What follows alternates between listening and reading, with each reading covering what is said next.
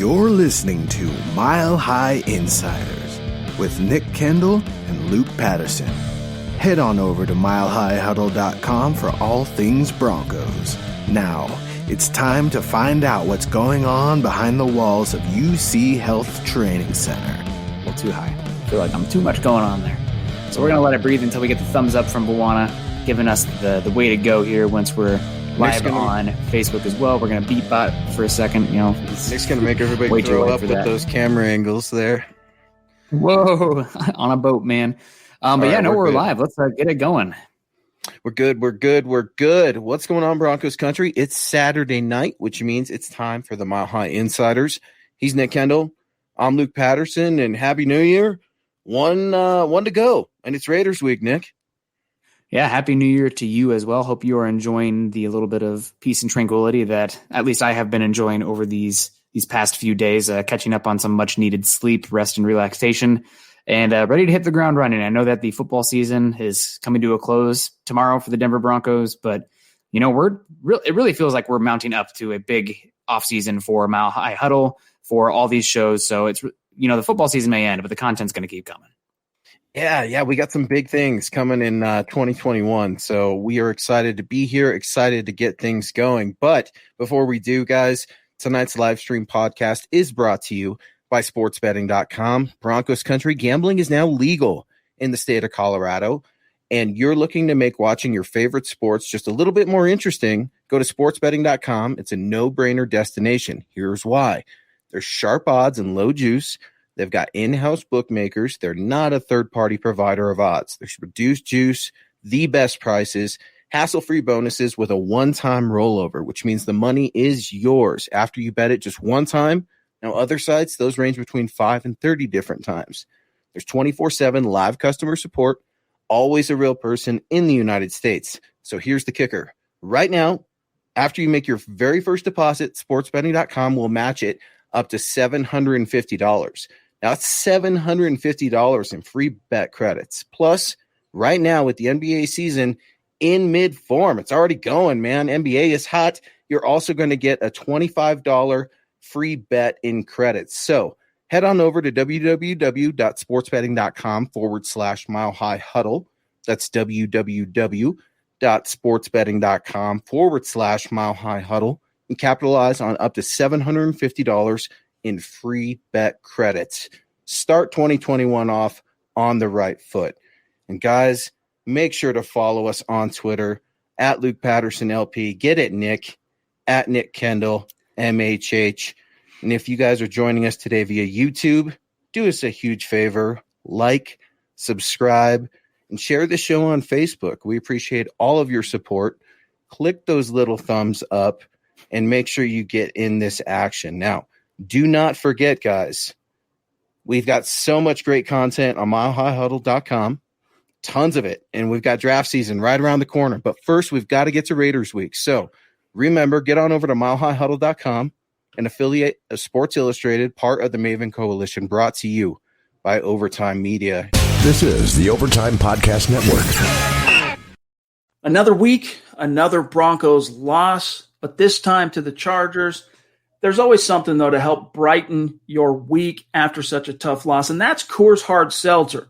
Rooted in Coors' long history of sustainability as a brand inspired by a generation that wants to do good in the world with a mission to restore America's rivers. Gang, never before has it been so easy to make a difference in the world and volunteer whatever you're doing by simply cracking open a can of Coors Hard Seltzer. You're volunteering because our waterways, gang, they are at risk. 80% of America's rivers are drying up, but through a partnership with Change the Course, Coors Hard Seltzer is helping to protect and restore America's rivers. The way it works, each 12-pack of Coors Hard Seltzer restores 500 gallons of fresh water to U.S. rivers and the communities that depend on them. And the results, 1 billion gallons of water restored to 16 river basins across the U.S., including the Colorado River, and that's just year one. 4 refreshing flavors, gang. 1 cool cause. Enjoy naturally flavored black cherry, mango, lemon lime, and grapefruit. The specs are in. Coors Hard Seltzer is 4.5% ABV and only 90 calories, Zach. Ooh, Chad, what a tough loss today's game was, but the one constant, the one thing that makes me happy throughout this entire season has been the Coors Hard Seltzer. Today I had my black cherry with me, but I've been changing that up as I've gone along every week. And going forward into the offseason, Coors Hard Seltzer is my drink of choice. So, gang, you heard it here. Make a difference. Join the world's easiest volunteer program. By simply cracking open a can of Coors Hard Seltzer, you can volunteer to restore America's rivers. You buy Coors Hard Seltzer, you help restore 500 gallons of water into America's rivers. So visit CoorsSeltzer.com to find a Coors Hard Seltzer near you. That's CoorsSeltzer.com. For every 12-pack sold through 8/31/2021, Coors will purchase services from Change the Course to restore 500 gallons of fresh river water. Details at CoorsSeltzer.com. Celebrate responsibly. Coors Brewing Company, Fort Worth, Texas. And Nick, Raiders week, I know it's not what it once was, but there's still a lot on the line, man. There's a lot on this game for multiple players. I know people think, oh, just the coaches are safe. Yeah, there's still a lot on the line for the coaches. This is not a meaningless game by any means. No, man, it's kind of like the Broncos are in a post preseason right now. This is kind of more of an evaluation period for the Broncos, but they're definitely going to go out there and still try to win. There's a lot of fans, myself included, where I think you have to have the conversation of, is it better if the Broncos lose due to draft position? I mean, the difference between the 5th pick and the 15th pick is almost the value of a late first round pick. Like, that's how much of a drop the Broncos have on the line this week. But still, you can't go out there and tell the players or the coaches to lose. They're each out there trying to put out their best tape because they're all fighting for jobs. And if it's not for next year, it's future down the line. This is all tape that can be added, crunched together for somebody to get paid later on. So we'll see what happens. And it's one of those things where, you may be logical about it and say, like, oh, I'm pulling for the Broncos to lose against the Raiders. But then as soon as kickoff happens, that part of your brain just shuts off. At least for me, the fan part comes in and you're like, you know what? Screw it. This is the last time I got to cheer for this team for a while. I hate the Raiders. I mean, Oakland, Las Vegas, Mars, I don't care. Screw them. Dislike them a lot. And now that they're playing in that spaceship out in Vegas, which I won't lie, I am as soon as I possibly can, I would like to make a trek out there. I've never been to Vegas before in my life, so I think that would be a good time. But hate the Raiders, win, lose. I'm going to justify the outcome either way and be positive about it because that's pretty much all you can do. That's kind of more of my philosophy on life for things I can't control in general. So I'm trying to apply that to a football sense as well. Well, I think you're right, man. There's so much on the line and so much that we got to get to, but you've also got to look at the last time these teams met, right? Absolutely abysmal performance for Drew Lock. The whole team kind of quit. It was just awful. You have defensive players. There's too many of them on the field. There's too few of them. I mean, just kind of a total collapse. Coaching, playing. I mean, Drew Lock's worst game by far. Absolutely. He was horrible. Absolutely, and not to, pick low fruit, but Jerry Jeudy, I can remember him giving up on a 2-point conversion and just the whole team. Tim Patrick, got ejected in that game for throwing a punch. So I think there is a little bit of something to the game. I'm not going to say that it makes the rivalry just be completely restored, but let us know what you think, Broncos country. I see you in the live thread, and I want to start getting to some of you guys immediately. But is this the same rivalry? I don't know. I think it's definitely different. You heard Coach Fangio talk about it this last week, and he's pretty much said, no, it's just another game, to be honest with you. And that's pretty much what we've gotten for Coach all year. So I kind of think, like you're saying, Nick, it's so many jobs on the line, and you've got to put out good film. That's something else I've heard you and many of our hosts echo over and over. Even these guys that will not be on the team next year, they're trying to land NFL jobs at other places, right? And a lot of people are fighting for jobs next year. I mean, the Broncos don't know exactly. We'll get to injuries here in a bit, but this is a golden opportunity for somebody like maybe DeMarcus Walker looking for a second contract with the Broncos or elsewhere. He's going to have an opportunity. Draymond Jones, that really changes the formula of what the Broncos want to do on the interior defensive line. Thought maybe coming into these last few weeks, we would be looking at the likes of a Bosby versus Ojemudia, but that kind of played itself out already last week. Unfortunately for Bosby, but there's a reason that he was bouncing around the league like he was, despite the flashes that many were touting that they saw. So we got some people coming in. We got Marcus Lewis Henna coming in, I believe, with a Facebook comment there. We appreciate it, Marcus. Appreciate the train pulling into station there. So hopefully that'll be the lock train or some sort of quarterback's train coming in there. We got Allison Sessions in the house. Drew, right? As my boy Z Drew, says. Yeah, so I got to get that in. Quick Zach By move, so I love it. Yeah, no, that is something. I will give you that is something. But yeah, we got Jay Roper in the house. Richie Rich is in the house. We got Hey guys. Kenneth Booker in the house. Chase Wellner, Paul's in the house. Albert Knopper, Ovenarian as well. Eric Simmons in the house. Madungus Grieve. We got Madungus coming in. Luke. Got to use the fourth. Luke, what's up, fellas? Hey, pal. How you doing, man? And hey, guys, I'm going to give you guys a quick shout out in the Mile High Roundtable. Go look at him. Mundungus, he gives us all kinds of heck all the time, and he's always such a good sport. So thank you so much for joining us, and get at MHRT. Those guys are doing great work over there. And Mark Anthony giving me, he's going to miss those ugly Christmas sweaters. Don't worry, guys. I'll bring it back next year. It's actually in the wash right now as we speak. But next year I need to get like a Broncos Christmas hat as well. We'll figure something out. And we got Casey coming in here as well. Casey, thanks for joining us tonight. Happy Saturday. Happy New Year. Casey Sheed. I'm German. I'm having a hard time with that one. But Nick, how about that Najee Harris leap? Running backs matter. I still don't think running backs matter per se, but that was a great play. He's definitely my running back one in this game. And man, had a good game. I think he's very talented. I'm probably not going to use, if he fell to the third round, I'd be interested, but I'm much more interested in stacking positions like cornerback, edge rusher, linebacker, defensive line, offensive tackle with those day 2 picks if possible. But Broncos are very much in the market for a late day 2 to mid day 3 running back this year. So rounds 3 to 5, that's where I'd be looking. But I mean, no doubt, Najee Harris, that's Najee, not Nagee, had a heck of a game, man. He's a fun player. And we also have Fields or Mr. Boggins coming in here with wide Fields. I think he means that Justin Fields have to secure his number 2 spot. Wide Fields have to secure a number 2 spot. I think I would not assume that Justin Fields is going to be number 2 still. I think there is a lot of love for Zach Wilson out there as well in the NFL community.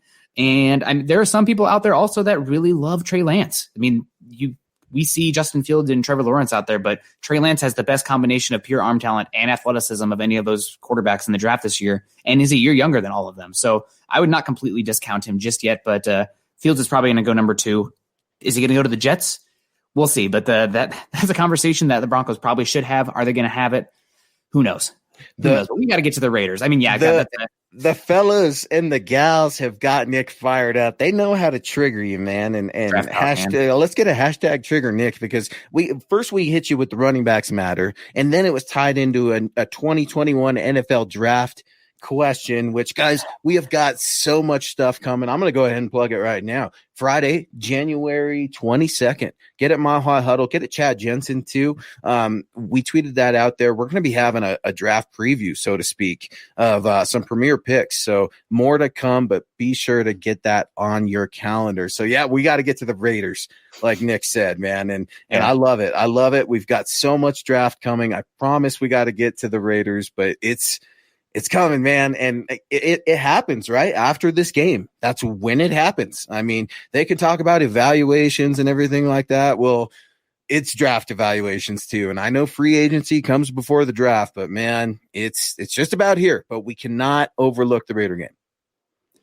Yeah, no, it's the last game of the season. You guys got to appreciate it. You know, this has been a drag of a year, no doubt, for many reasons beyond football. But that being said, once football is over, once the regular season ends, we will be missing the heck out of it, even though the Broncos, you know, they've irritated us a lot this season. But when they're gone, we're going to miss the heck out of them. So, again, one more game, run it back one more time, outcome be damned. I'm going to appreciate seeing those guys out there, and plenty to look forward to next season as well going forward. So there's a lot of positives to talk about, even though this season is going to end up 5-11, 6-10. You know, there's a lot of excuses built in. I grow a little bit tired of the excuses at some point. You know, it's put up or shut up. But and that goes beyond the outcome of the game. That goes for individual players as well. That goes for coaches as well.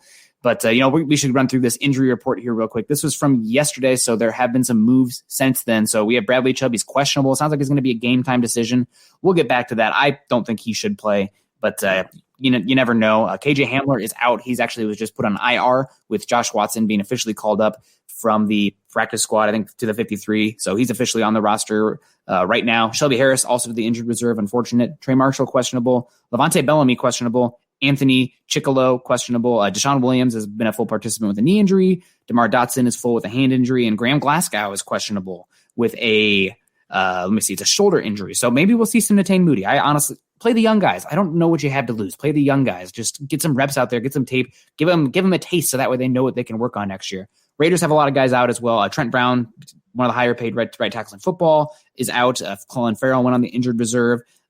Denzel Good, the guard, he's not that good. He's questionable. Maurice Hurst might be their best pass rusher, is questionable. Ronnie Hudson probably will play, but he's been limited. LaMarcus Joyner is questionable, and Gabe Jackson is limited. So this is a pretty injured team. They have a lot of other guys listed here that are full. I would expect them to go, but the Raiders are pretty dinged up as well. It's not like they have the plethora of guys on the IR like the Broncos have, but still, it's a pretty dinged up team. And man, they have been just absolutely dreadful the second half of the season. That Raiders team, when they beat us, totally different team that we're seeing this week. If the Broncos don't put up 24 plus points on them, then we need to have a conversation about Shermer, about Locke, about the direction of the offense in general, because freaking this Raiders defense is absolute garbage dumpster fire heap.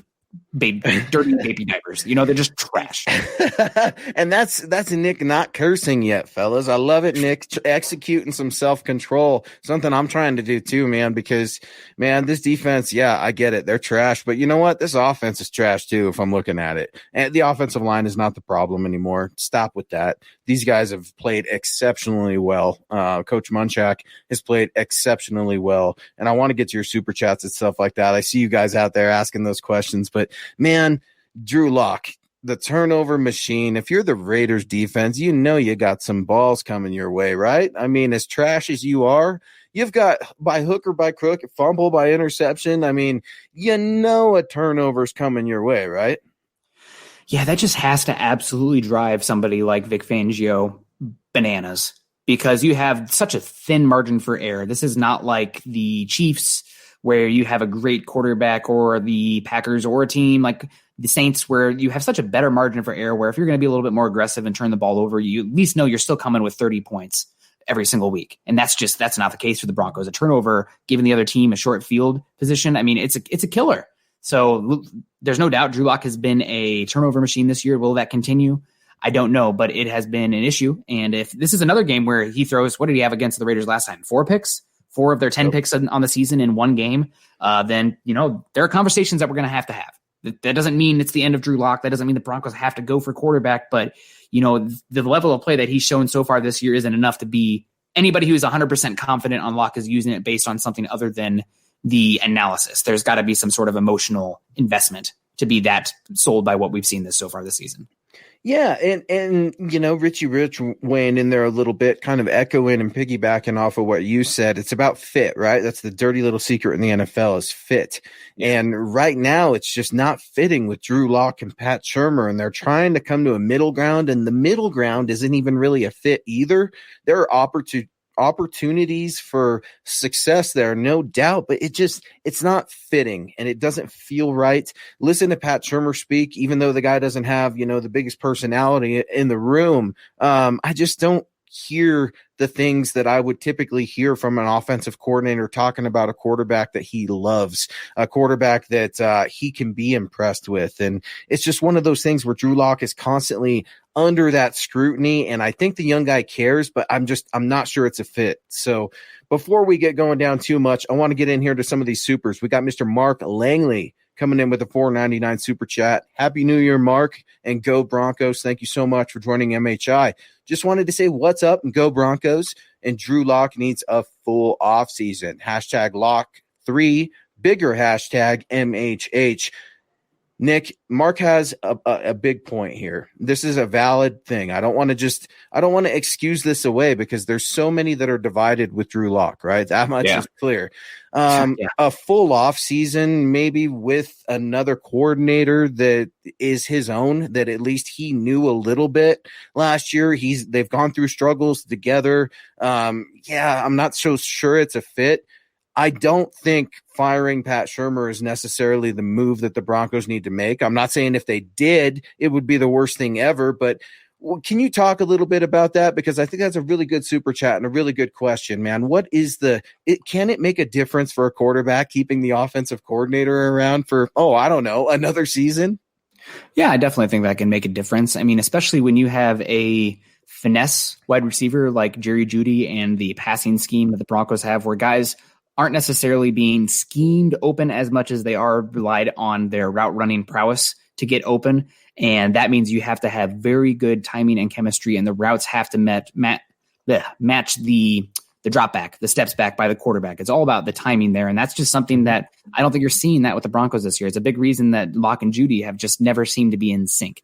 Now, that being said, I think it's a little bit pie in the sky to pin all your hopes on a full offseason of work, because guess what, folks? As Carl's daughter likes to say, that sick little bug is going to make OTAs weird again. There's talk of it being virtual again this offseason, despite there being a vaccine out there. I mean, it's still, this I know, and this is kind of dabbling over into my own side, but I know a lot of people are kind of fatigued by all of this and hoping that it'll end soon, but it does sound like the offseason is going to be weird again. And then do you have the same excuse built in again if it struggles? It's an excuse for many players at this point, and they're playing better than what we're seeing from this offense. Now, there are excuses baked in, and if you want to hang your hat on those and stand by that, then make sure you stand by it, a year from now if things don't go the wrong way, and own it. But, there are excuses built in, but it's a results business. Nobody feels bad for you. Nobody's going to feel bad for Drew Lock if the Broncos take a quarterback early and he beats him out and the Broncos end up a better team. You've had 16, 17 games. There have been flashes. There are tools there. He has enough arm talent. He has enough athleticism to be a guy. But right now, he's not a guy now. That question is, how much better can he get? Is it the Josh Allen anomaly? You're asking stuff where if you have the answer, let's go to the gas station right now. I need to win a scratcher ticket or something. You'll pick out some numbers, but it'll be interesting. So that's a good question. I just, I don't know. I have faith in Locke that he can be a quarterback, but you have to evaluate him in comparison to the people that you might have a chance at in the draft. Because the Broncos team, the way they're built right now, the offense especially, really they built a nest. All last season, that was my mantra: build the nest, build the nest. They built the nest for Drew Lock. Obviously a weird offseason, obviously a new scheme, but the issue isn't talent surrounding Lock on the offense. You can't, if you point to the offensive line and say that's the reason the offense is struggling and Drew Lock's not good, I question what you're seeing. I question if you know what you're seeing. And the same with, they're not investing enough in the weapons around him. You go out and get Melvin Gordon, use the first 2 picks on wide receivers this year. You use a first-round pick on a tight end last year. You bring in his best weapon in college. It's just, that's not an excuse. That's not an excuse at this point. So we'll see what happens. Obviously, I'm on a tangent now about the quarterback position. This is the Overtime Podcast Network. Let's get to Martin just to break me up here. Out of pure curiosity, which QBs would you take for with little hesitation if they fell in the draft? I think there are 4 quarterbacks in this draft class that I would take in the first round, top 15. And obviously there are different varying levels of how sure I am about a guy hitting. But Trevor Lawrence, even though his game yesterday was up and down, I'm taking him number 1. 2A and 2B, I'm not ready to sort them in any sort of way right now, would be Zach Wilson and Justin Fields. I'm probably going to lean Justin Fields just because he has 2 years of really good tape, and you kind of see the up and then the down and then the kind of rebounding. So I trust that a little bit more than the one great season from Zach Wilson. And then probably Trey Lance just because he has the best tools in the game. And if we've learned anything from the last few draft classes with Patrick Mahomes, Josh Allen, and now Justin Herbert, traits matter. Guys with the more tools have a larger air bar, and if they're going to have to figure it out along the way, at least they can lean back on that athleticism, on that frame, on that arm talent while they figure it out. The guys with no traits, besides they're a cerebral, accurate quarterback, Dwayne Haskins, Josh Rosen, huge bums, huge busts. So I don't know. That's just where I'm leaning in my overall evaluation. Great question, Martin. Really appreciate you checking MHI out and donating to the show. For me, I'm going to keep it short and sweet. Nick, I really like Zach Wilson a lot right now. I like him a lot. I don't love him right now, but I like him a lot. I'm trying to study him, break him down a little bit more. I got to get Drew Lock. Good Drew Lock. Like if Drew Lock played every game, kind of like the Panthers and the Texans game, I feel like that's what you see from Zach Wilson. They're stylistically, they're similar. You know where I think Zach Wilson should go, and it would be a nightmare, is to the New England Patriots. It's just for me, I'm like Josh McDaniels tailoring an offense. And I know, say what you want about him, but, the Patriots trying to get back into the swing of things, man. I like Zach Wilson a lot. He does remind me a little bit of Drew Lock, but Good Drew. The confidence versus the swag. Can we have that conversation? Because I see a lot of confidence. I see some arrogance in Zach Wilson too. And I like that. And now we see some arrogance in Drew Lock, and I've been grouchy about that. So, it's tough. I like Zach Wilson right now, but I don't love him. So that's kind of where I'm falling. Trey Lance. Yeah, we can have the conversation. Justin Fields, I'm not as high on. Trevor Lawrence, that's not going to happen. Wait, did you say you're not as high on Justin Fields? I'm not, man. I'm not. I'm going to dive into the film a little bit, but man, I hesitate. There's something there for me, man, where I hesitate. I don't know if it's because of it. It's just, we had the conversation last week. You can't always judge a player based off of where they went to school. Maybe that's what I'm caught up in right now. Just some of that curse, some of the curse right now with that school and quarterbacks, and I'm not doing so well, but I understand. Obviously they're not the same man. They're different people without the helmets. So I've just got some hesitations there, man, but that's a great question, Martin. Really, really appreciate you. And Bawana, let's keep them rolling, man. We got these folks coming in. They're coming in hot with all kinds of super chats, all kinds of comments. I want to be sure to get to you guys and get to the heart of our conversation, which is going to be Drew Lock and what are the future plans for QB. And Stu McPeak's bringing something up that inevitably we had to get to. Stu McPeak, thank you for joining the show. And with very somber feelings on this evening, we're going to say rest in peace to Floyd Little. The Pro Football Hall of Famer has passed away. Nick, when I say Floyd Little, what do you think? I think of the franchise, first off. What a great nickname. Yeah. And also I think of he's kind of a founding father, so to speak. The Denver Broncos would not be in Denver without Floyd Little. He was able to come in and change the direction of the franchise.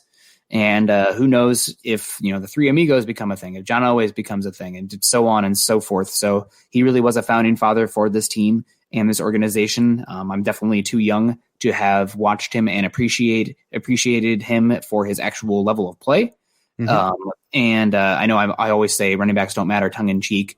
I think that's more of a talk about how teams overvalue them in paying them and in the draft process. But in a different landscape, you mean in a different, you can recognize, and it's also a little tongue in cheek. It is a little bit tongue in cheek. Well, and Nick recognizes, of course, these are different times too, right? I mean, the 1990s, the 1980s, 70s, 60s, those things didn't just poof away. I mean, It's a different game. So obviously when Nick says those things, he's recognizing it's a different game. Well, Floyd Little, he put that game on the map, right?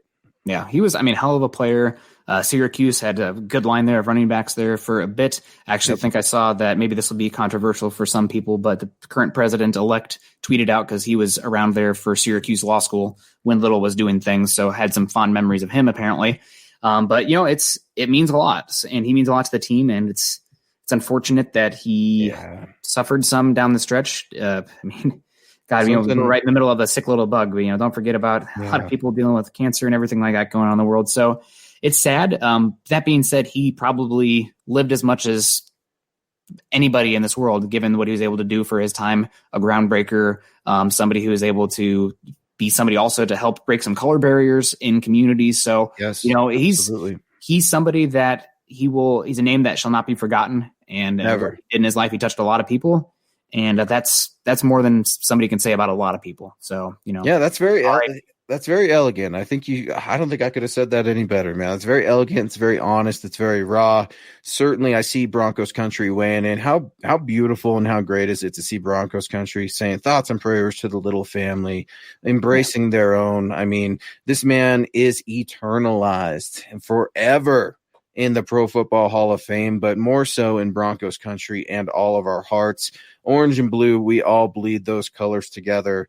And thoughts and prayers to Floyd Little. And something we could kind of all see coming, but rest in peace and be well. I know Floyd is always going to be looking over that stadium. Hopefully Floyd is up there with Mr. B, right? Mr. B and Floyd Little, that kind of gives, and Darren Williams kind of gives me a smile, man, when you think about those things. So changing direction, Ridge Stimson's coming in here with a $5 super. Thank you so much, Ridge. I really like that name, man. Ridge. That's a strong, strong name. Appreciate you so much for all the support. What's up, guys?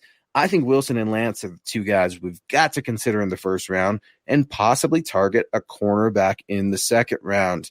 Nick, I like where Ridge's head is at because Ridge is saying, man, Drew Lock Lock's going to be here next year. But if you fall in love with a guy, I think what Ridge is saying here, man, Wilson and Lance, if you're in love, maybe you're crushing on him, you've got to consider it and then maybe address cornerback in the second round.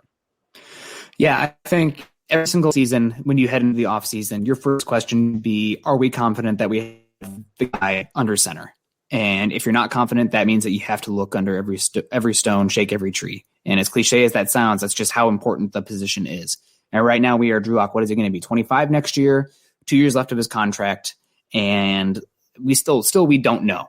And that's after 17 games. So that in itself is a tally against him somewhat, not one in Sharpie, but definitely one in the maybe go a different direction, or at least look a different direction. But there's also durability questions. It's the turnover stuff, especially when you're not getting 20 points a game with a defensive coach. I mean, you don't have the margin for error to be that reckless with the ball. Can he be still effective as a passer while protecting the football? That's the big thing too. You see him these huge yards per attempt, but a lot of the passes are uncatchable. So I don't know. It's a very difficult conversation. I know there are a lot of people that are hardcore. If you say anything about Drew Lock, then so help me God, you're a hater and we'll descend upon you. But I think there is plenty of valid questions surrounding him right now. You need to be able to have that conversation without making it personal. And that's a 2020 issue in and itself beyond football, but still you got to be able to have that conversation. So, John Elway's having that conversation. Folks, It's not always what we would do. We have got to consider that. In Broncos country, I feel you. I feel the passion. I feel the frustration. I feel the love. I see the outpouring for Floyd Little. I get it. You guys are strong and you're tired of this. You're tired of no playoffs since the Super Bowl run. You're tired of all the new lows that the Broncos are getting. I mean, rock bottom. When are we finally going to get there so we can start going up, Nick? I get it. But guys, you got to look at this for what the Broncos are going to do. And right now, John Elway's not going anywhere. Okay. Vic Fangio's not going anywhere. Pat Shurmur's not going anywhere. And, we can moan and throw rocks and just be upset, man, as much as we want. This is what they're doing. And so we've got to try to project these moves. Now, John Elway, I'm not so sure he loves Drew Lock, right? I think he's still casually dating Drew and maybe looking for something on the side. John's a little gun shy in the first round, but do not ever mistake that John's done looking in and evaluating quarterbacks. There's no way, man. The Duke of Denver, he loves quarterbacks. I get that he's gun shy, but do not think for 1 second that John Elway will not be looking at the quarterbacks in the 2021 NFL Draft. This is the Overtime Podcast Network. Yeah, I think it's more likely that the Broncos are going to bring in a backup. And the question is, are you bringing in a floor guy, such as a Tyrod Taylor / Ryan Fitzpatrick, or are you bringing in a ceiling guy, maybe like a Marcus Mariota or Jameis Winston? That's a different question, where if you're looking for somebody who maybe can latch on and maybe end up being the starter, that's more of that ceiling kind of guy. Or if you're looking for somebody who, if Locke plummets or gets injured again, then you can come in, at least, you're not playing Jeff Driscoll out there. I'm going to keep Brett Rippon's name out of my mouth because I know Kenneth Booker's in here. And if I say anything negative about Rippon, then he'll come ripping my head off. But not really Kenneth. Kenneth always like, Nick can't ever say nothing nice about Rippon. I hope Rippon goes. You got beef with Brett Rippon? I think I'm going to have to. I just don't think he's an NFL quarterback. Okay. You don't think he's an NFL a backup quarterback? You don't think we could get I don't think he's even good. I don't think he has enough traits to even be a second string quarterback. Okay. So third string at that point, it doesn't really even matter. So, all right. Yeah. Well, that argument can be made.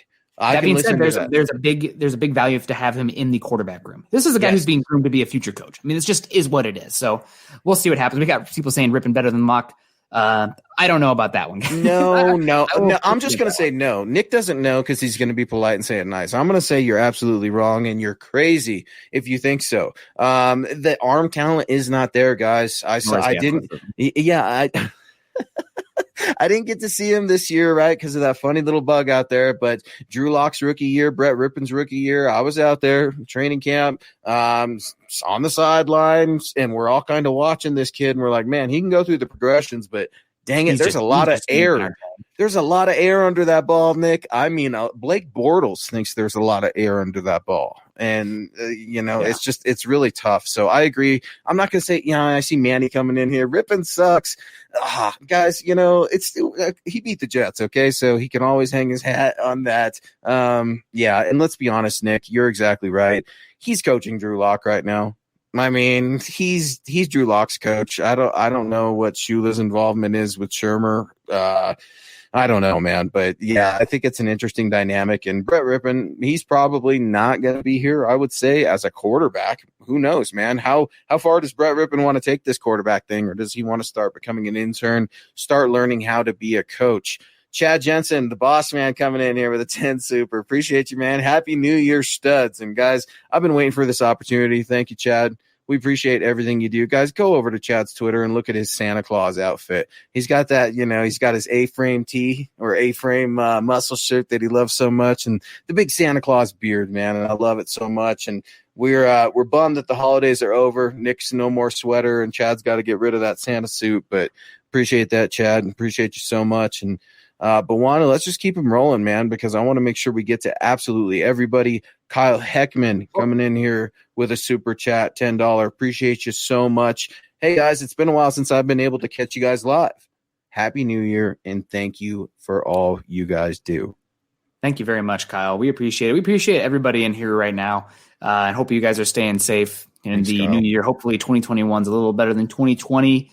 But hopefully also you guys can look back in 2020 and have some positives that you can go on as well, or learning moments, either way. Again, like I said, how the Broncos game comes this week. If they win or lose, I'm going to try to spin it as best I can. Same with 2020. There's positives there. There's learning experiences.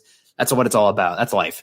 We got to probably shift the focus again. We're talking a lot with quarterback and Drew Lock, but I think there are other storylines that, hopefully that's not my smoke alarm.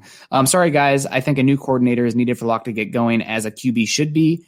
There are a lot of coordinators out there that might be better than what the Broncos have in Shurmur. But one thing they have in Shurmur is that Shurmur isn't running off to do 10,000 interviews right now. He's somebody that you're probably going to have here for the next year, 2 years. He's got experience. And also I think it's a guy that probably Vic is going to go down with the ship with, because he got rid of Scangarello, who's had okay moments in Philly. I think he probably deserves a good nod for what they've done with Jalen Hurts down the stretch here in Philadelphia, considering they had to change the offense to fit him, and he's playing pretty darn well, all things considered. But I just think moving it again, a new system once again, it being Vic's guy when they moved on from Scangarello, bringing in Shurmur, I don't think it's going to happen. I think most likely what's going to happen is they're going to run it back next year. They'll bring in another quarterback. We'll see what happens with Shelby Harris / Justin Simmons, and you're going to see Locke with a veteran quarterback, maybe on his heels, along with this same scheme again. That's probably the most likely thing that you'll see. But a new coordinator just seems so unlikely. I would bet you're more likely to have a new quarterback next year than you are a new coordinator. Marcus, I completely agree with you, and I appreciate the super, appreciate the comment. Thank you so much for joining us. I agree with you, man. You're not wrong. It's a fit, right?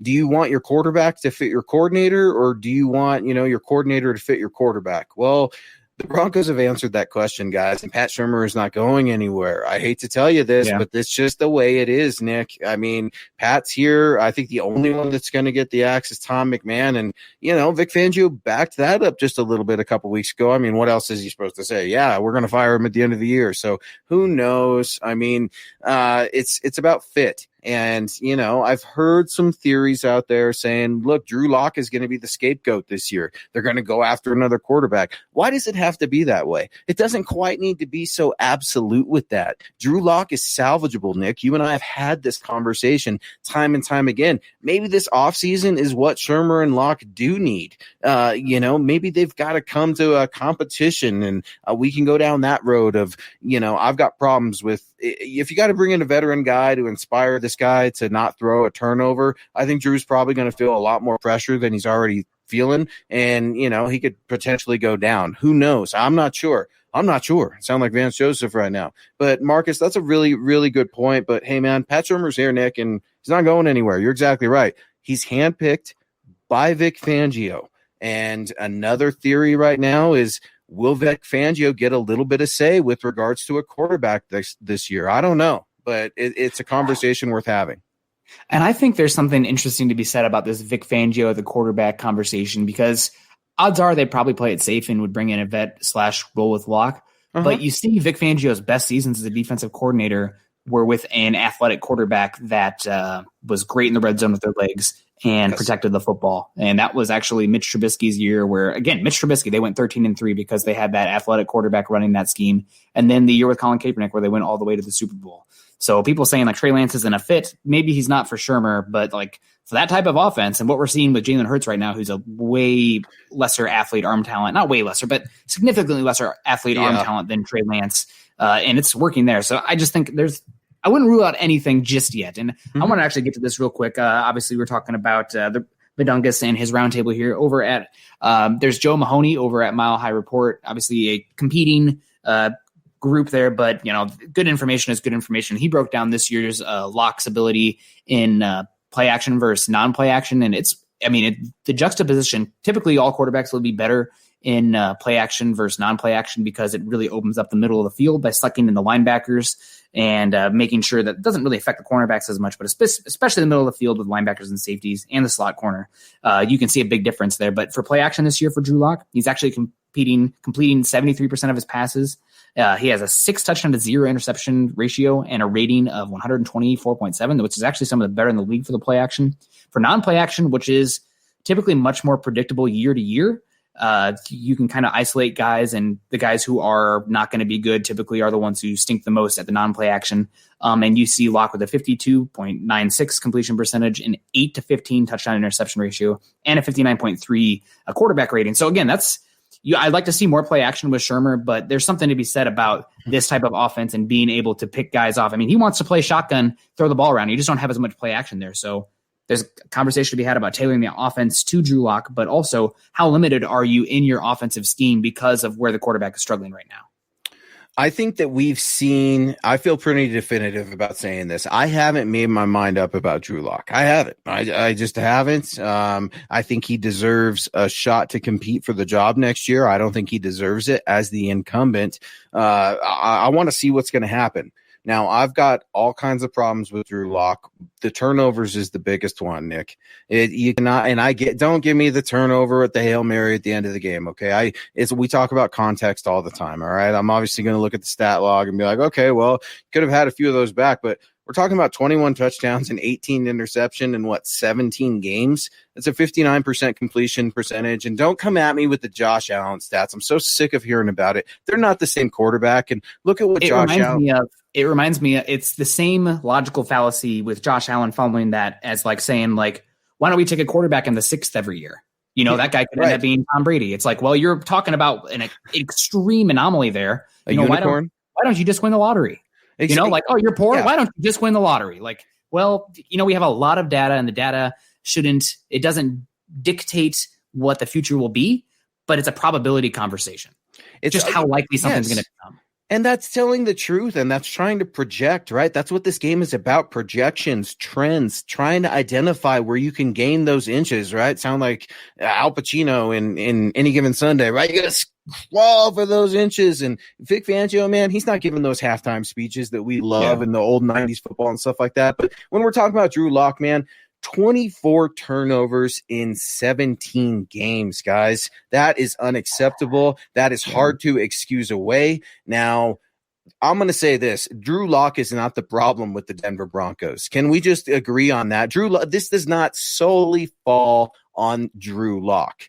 I don't believe that Drew Lock is responsible for every single loss, the direction that this franchise has chosen to go or not go, if you want to make that argument. So there are plenty of holes around here, but Drew Lock is salvageable. But I feel definitive in saying we've seen probably the most we're going to see of Pat Shurmur tailoring an offense to Drew Lock, because if you think Pat Shurmur is wanting to use Rich Scangarello's offense next year, I think you got another thing coming. And Nick, you said Pat Shurmur, he's not interviewing for those head coaching jobs. That's because nobody's calling. Okay. Like maybe he's getting some college football calls, but best believe that Shurmur wants to become a head coach again. And that's something that I'm worrying about. And I feel like it's just a rushed thing with Drew Lock. And you could possibly see, like you said, either that free agent quarterback come in. I think that's the most likely thing to happen rather than getting a first round. Yeah. And I just want to we got it right here. I keep hearing it's a deep quarterback class, and it's nothing against Drew. Just some unlucky circumstances for him. I think it is a deep quarterback to an extent, but there are 4 guys that I'm trying to learn. I thought Rosen could be a good quarterback, and that was probably me overreacting to how bad Paxton Lynch was as an intelligent player with his accuracy. So I thought Josh Rosen could be a good quarterback, and Josh Allen with his inaccuracy and his decision-making was poor. And obviously that turned out to be what a horrible take. You mean to tell me you missed on a player in the draft, Nick? Oh my God. How incredible are you? You missed on a player. It happens. Believe it or not. I mean, seriously, Nick, I mean, yeah, that's something I want to just interrupt you real quick, guys. It happens. If we could have this all figured out, we would be working in the NFL, and the Broncos would be winning Super Bowls every year like the Chiefs are poised to do right now. So I just had to interrupt there because misses happen, man. They do. Yeah, and that's, I mean, if you do have a miss, you have to figure out why it happens. And thanks, Greg Smith. Happy New Year's to you as Greg. well. And I keep coming back to the game is so different than it has been in a while. It's much more simple offense and getting athletes in space that the tools matter. A guy with arm talent matters, and having a guy, you cannot have a guy who is a stick in the mud in the pocket anymore. Now, I think Locke does have the arm talent to be a good enough quarterback, and I think he has the bare minimum athleticism. It's those other things. So if the Broncos don't want to give up on Drew Locke next year, I think he still has the goods to be a franchise quarterback. Now, how probable is that? We're 16 games in, and we've seen a lot of times guys who have put up these kind of stats do not become good quarterbacks. It's extremely rare. He's going to be the first second-year quarterback with at least 320 pass attempts to finish with a negative touchdown to interception ratio, assuming he does this week, since Jake Locker. The first one to do that since then. So that it's not, I mean, he's not in good company. It would be an anomaly if he becomes a franchise quarterback. Now, I still think he can because there's a lot of weird circumstances surrounding this team this year. And I see the athleticism and the arm talent to be good enough. It's not good enough right now. It could be. So you have to put that up against, essentially, he's almost still a prospect in that regard where you're projecting, and you have to project that versus the guys that you might have available this year. And you're not going to have a top 10 pick every year. You're not going to have a class every year with 4 guys that this class has. I mean, typically, I think people are underrating Justin Fields and Zach Wilson just because of this narrative of how good Trevor Lawrence is. Justin Fields and Zach Wilson are first-round picks in many years at the quarterback position. They're that talented. You bring up a good point. Adam Schefter said this week on a local radio station here in Denver that he was asked, who do you think the next quarterback is going to be after Trevor Lawrence? And he said Zach Wilson. That's possible. That's coming. I mean, it's possible. Now, he's not saying that's going to happen, but when Adam Schefter says something, I take a little bit of weight in it. I would say it's possible even without Adam Schefter saying that. But to me, that makes that a legitimate possibility when a guy like Shefty, when Shefty says something, it's gold. I mean, it's absolute gold. And speaking of gold, Kenneth Booker coming in, man, one of our super chat superstars. You are gold, bro. Stay gold in 2021, man. Thank you for all your love. Kenneth Booker, 199 super, best dual threat quarterback that has a chance in the NFL. Nick, you're looking at quarterbacks. You're looking at film. I'm starting to do it myself now. I'll be hitting the road next month. We've got big things coming here in 2021 at MHH. But can you talk to Kenneth Booker? What are you seeing? Because Kenneth recognizes, hey, man, you can't just sit there in the pocket. Kenneth also recognizes you can't just run around and toss a pass up. You've got to have that dual threat combination. What are you seeing, Nick? Best dual threat quarterback that has a chance in the NFL. I'd probably lean on Justin Fields being that guy. I see a good amount of Deshaun Watson and honestly Ryan Tannehill in him as well, where sometimes the anticipatory throws are a little bit hit or miss, but with his combination of frame, athleticism, and arm talent, you just have him be a pivot guy off of a running attack, and that really makes it hard for defenses to play. It limits the type of schemes that they can play and the type of coverages that they can play in the back end when you have that kind of guy. But I mean, Trey Lance is bigger, faster with a better arm. So I don't know. I'd be happy with either of them. I also think if you're looking for a round 2 quarterback, I think the round 2 quarterback just feels like such a landmine because of how rare those guys actually hit. But a guy like Desmond Ridder, maybe in that round, I'm not sure what's going to happen with Malik Willis, who kind of reminds me of a poor man's Lamar Jackson. Who's a lot of fun as well, but still pretty raw. So those are some guys that are dual threats that I would be interested in.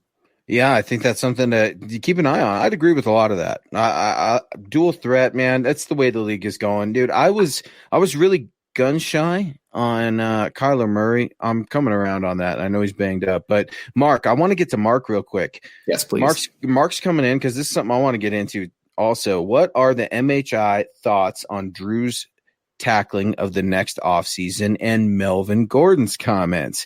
For me, the offseason talk rubbed me the wrong way. Said the same thing last year. Eventually, all this work got a show. Now, I'm going to hit this one quick because I'm just going to say first things first.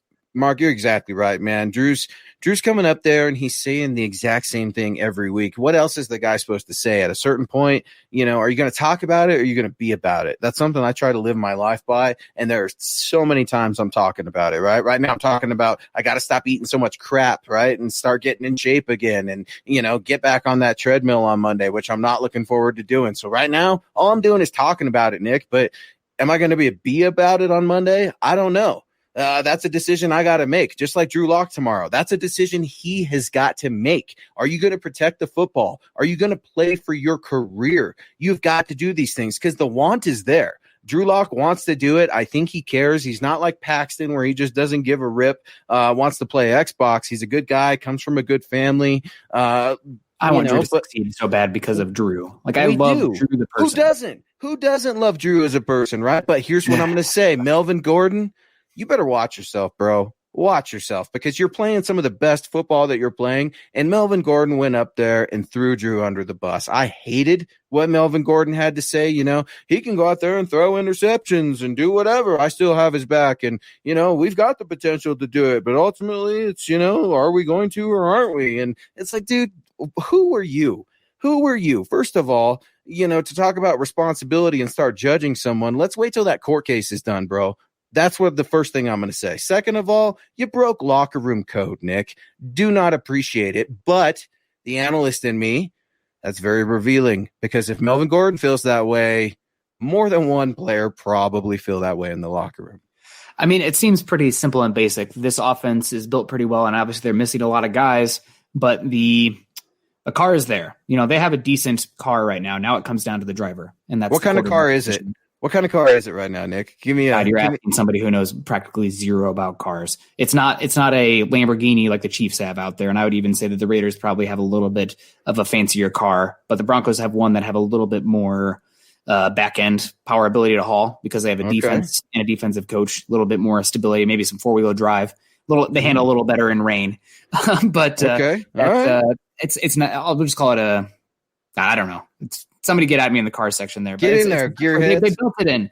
This offense is set for somebody to come in now. This team will go as far as the quarterback takes them. So, no. I we got to get the Chase here.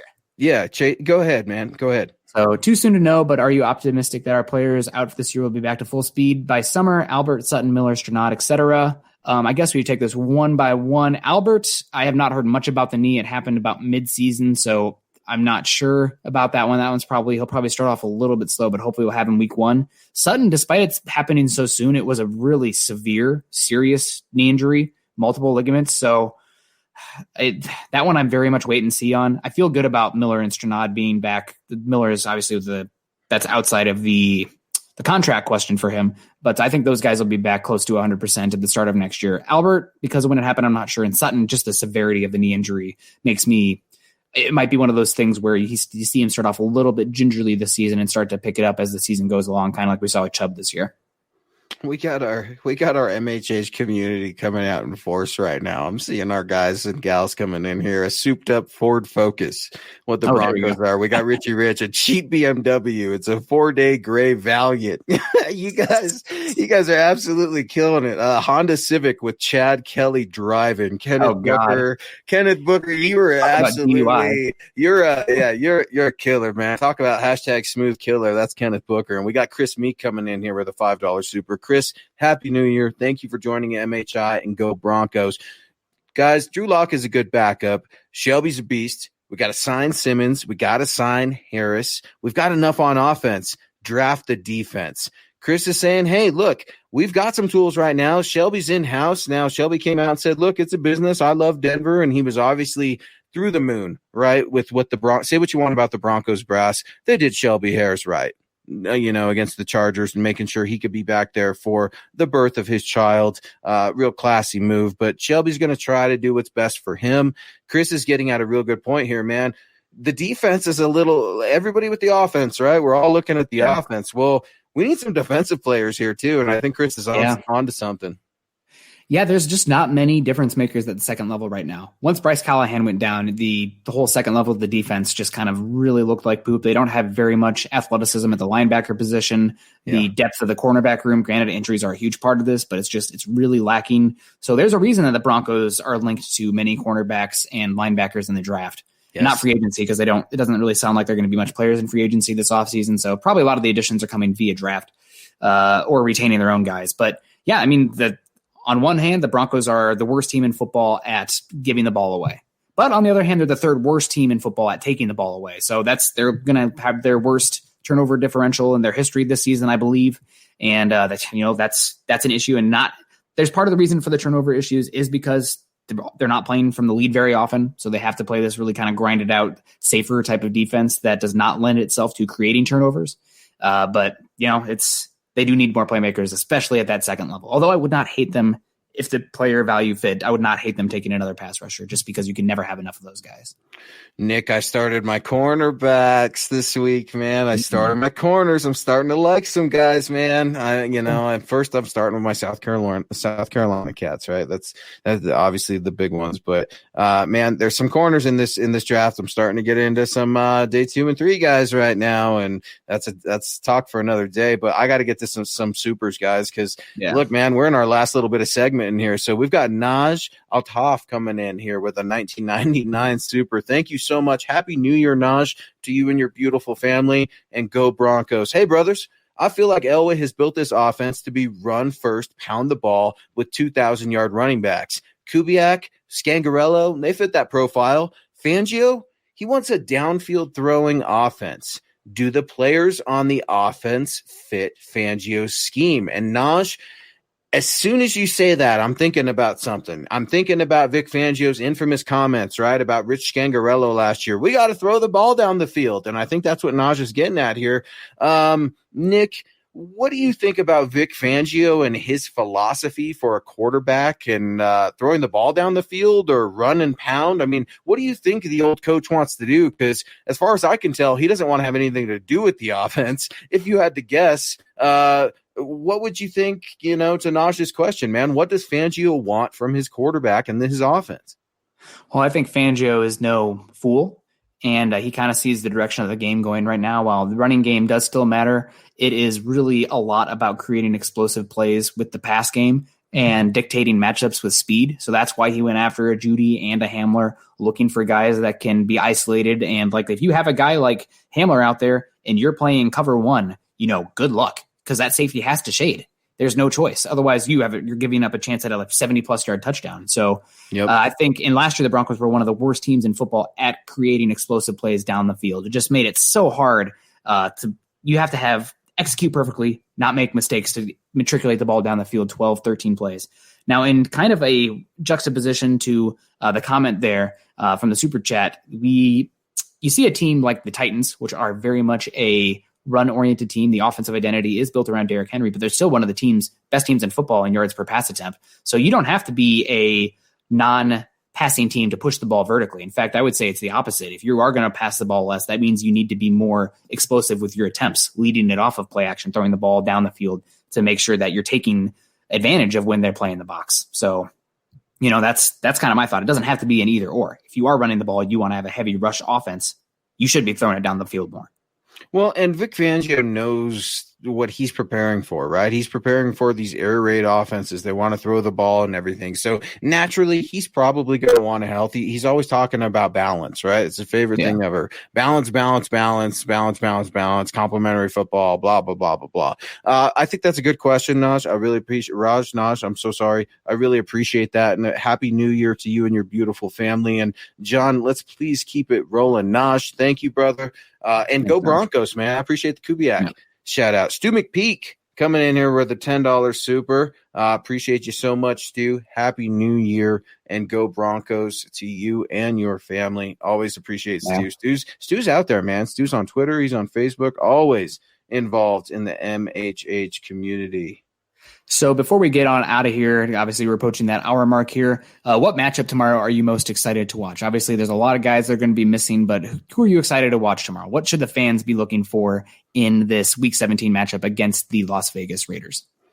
Jerry Jeudy, that's a story there. I'm one to be watching Drew Lock and Jerry Jeudy especially. We know what Noah Fant can do, right? So I don't even need to go see a huge game from Noah Fant. I want him to stay healthy. Speaking of healthy, I think Jake Butt just got activated, so he's ready to get hurt again and for the last game of the season. So my matchup, man, I'm going to be looking at Drew. I'm going to be looking at Jerry Jeudy. I expect Jerry Jeudy to have a bounce-back game if Drew Lock can get him the ball. The biggest thing for me, once again, Nick, I know I'm a broken record. No turnovers, Drew. That would be a win. No turnovers. I don't need to see dancing. I don't need to see any of that. I need to see a competent, mature NFL quarterback. I know you care. I'm tired of seeing the throws and the interceptions and looking up at the scoreboard. I don't need any of that, man. Just show me something. Show me that you want to be the starting quarterback of the NFL team that is the Denver Broncos in 2021, because it's not going to just be given away. That's a good one. I am looking at Jerry Jeudy is a great one. I hope this week they just pepper him with targets again, because he really needs to end the season on a plus. And I'm expecting he'll probably have another drop again. Probably pretty fortunate for him. There will not be fans in attendance for that reason, but you can tell he's just kind of battling it right now. You know, it's a little bit awkward and he's getting open. And that's the thing that is the hardest to translate. I think you will see him improve the hands. Now he's never going to be Larry Fitzgerald out there, DeAndre Hopkins, but he doesn't have to be a good wide receiver, given the way he separates and the ability he brings after the catch as well, if the quarterback hits him in a way where the wide receiver can do stuff after the catch, which is a whole different conversation entirely. But yeah, Judy's one. I'm also really looking at these young guys on the defense that are on positions where they are going to be challenged next year with draft picks probably coming in. And they have a chance to make a statement this year where it's like, well, maybe we don't need to go for this player this early because we like what we saw in player X in week 17. I mean, we saw the flashes there. So that's a player. Draymond Jones is one who comes to mind. Obviously, Shelby Harris is somebody they want to bring back, but Draymond Jones is the most talented. If Bradley Chubb doesn't play, Draymond Jones is the most talented pass rusher the Broncos have this week. He's going to need to show it, and he's also going to need to not be killed in the run game, because even though this Raiders offensive line is dinged up, they can run the ball. And Draymond Jones is a little bit slighter for the defensive line position. He can get after it, but he's a little bit slighter. So this is a big game for Draymond Jones and evaluating him. I also feel the same about Malik Reed.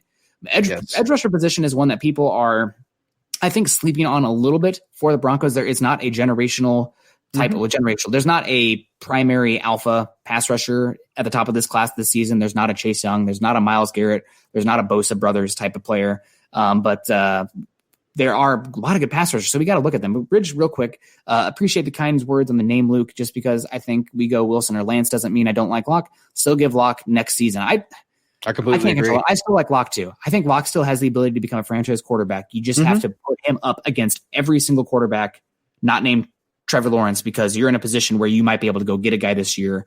And next year, I think the Broncos are going to be picking in the 20s. I really think they will make the playoffs next year. And it's a totally different ball game trading up for a quarterback. Let's say the Broncos make it, but it's not because of Drew Lock. It's just because they're healthy and they have a good infrastructure around him.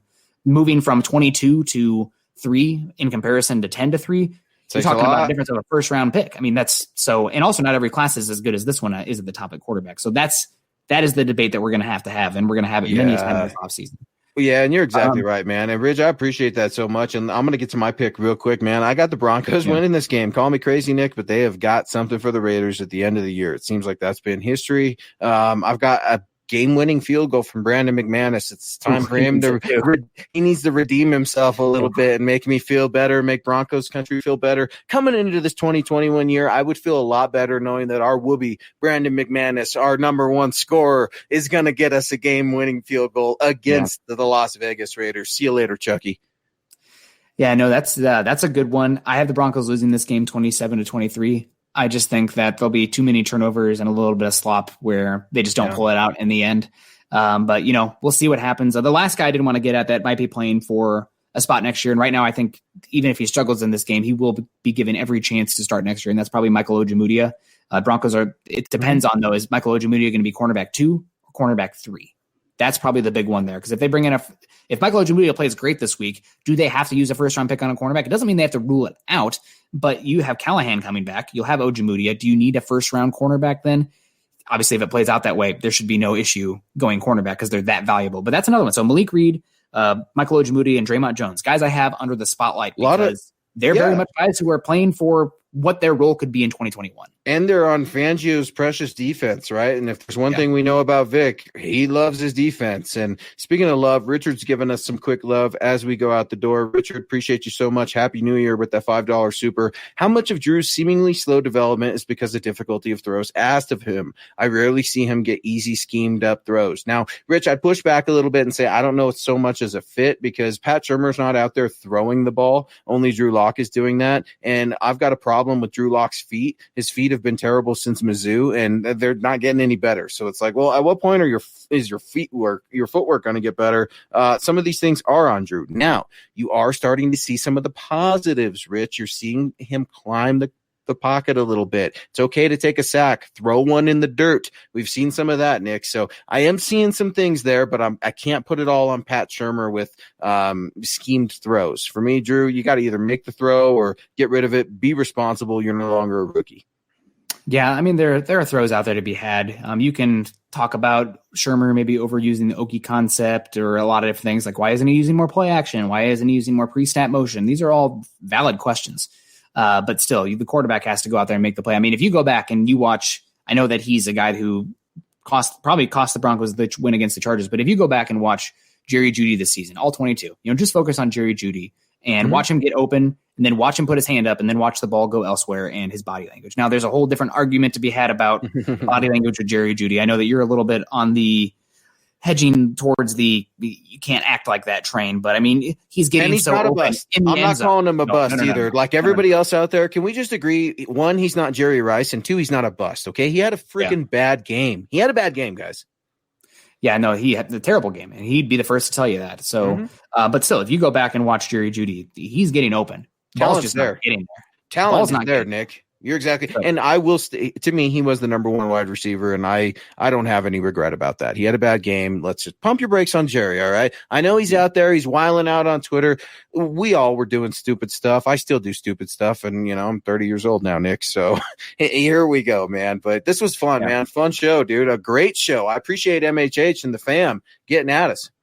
Yeah. And also, I mean, I appreciate that you guys are able to come in here and have a somewhat nuanced conversation about Drew Lock. The chat never really got too hostile. Obviously, some people really, really, really want Drew Lock to work out to the point of, dismissing things, dismissing the stats, dismissing the probability of him becoming a franchise quarterback at this point. But we're just throwing it out there that there's a lot working against him that the Broncos are going to have to evaluate in a pretty special quarterback class. And asking for that level of perspective, I think, is something that the people in here watching right now, the people listening at home, at least can appreciate that. There's not a sure thing in the draft, but that's where we are at the quarterback position with the Broncos. So we'll see. We'll see what happens this game. Obviously, it's the Raiders. I hate them. It's a good old-fashioned hate, too. I mean, I have friends who are Raiders fans, and, I'll spit in his direction sometimes. It's that kind of thing. Obviously, that was airborne, upper respiratory infectious bug. But it's that kind of thing with the Raiders. So appreciate you guys. Man, you all are the best. Hope you had a great new year. Enjoy your last day of football tomorrow. Hopefully you all enjoyed the college football playoff games yesterday as well. That Cincinnati-Georgia game was a lot of fun. That Georgia pass rusher, Azeez Ojulari, he's one who's been linked to the Broncos. So, watch out for him. He's a lot of fun. So it'll be a great game tomorrow, I hope. And everybody stay safe. We love y'all. Make smart choices and stay safe. Go Broncos. Go Broncos. Join Broncos Country's deep divers at milehighhuddle.com to keep the conversation going.